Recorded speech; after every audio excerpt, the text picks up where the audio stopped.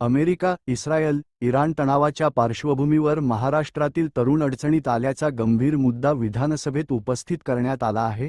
आमदार सत्यजित तांबे यांनी इराण आणि परिसरातील देशांमध्ये कामासाठी गेलेले महाराष्ट्रातील अनेक तरुण युद्धजन्य परिस्थितीमुळे अडकले असल्याचे सभागृहात मांडले. अमेरिका, इस्रायल आणि इराण यांच्यात वाढलेल्या तणावामुळे तेथील परिस्थिती गंभीर बनली आहे. राज्य शासनाच्या हेल्पलाईनशी संपर्क होत नसल्याच्या तक्रारी संबंधित तरुणांकडून येत असल्याचे तांबे यांनी सांगितले.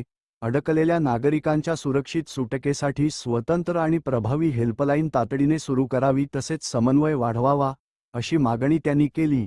या विषयावर उत्तर देताना मुख्यमंत्री देवेंद्र फडणवीस यांनी सांगितले की केवळ भारतीय दूतावासाशी संपर्क करून प्रश्न सुटणार नाही याची शासनाला जाणीव आहे.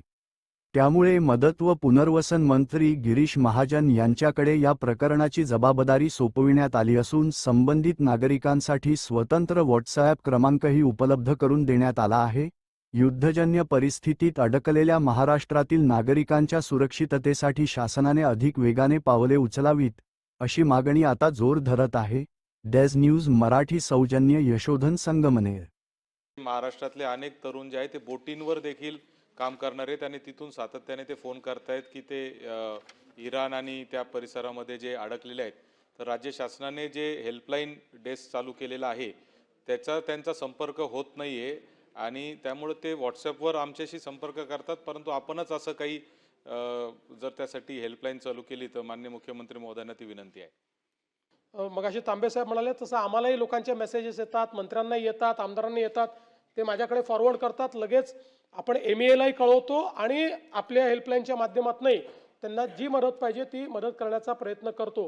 पण आपल्याला याची कल्पना होती की नुसतं एम्बसीला संपर्क साधून हे होणार नाही. म्हणून आपल्या राज्याचे जे मदत व पुनर्वसन आपत्ती व्यवस्थापन मंत्री आहेत श्री गिरीश महाजन यांना आपण ती जबाबदारी दिली. आपण एक व्हॉट्सॲपचा नंबर सगळ्यांना दिलेला आहे. त्या व्हॉट्सॲपच्या नंबरवर लोक संपर्क करत आहेत.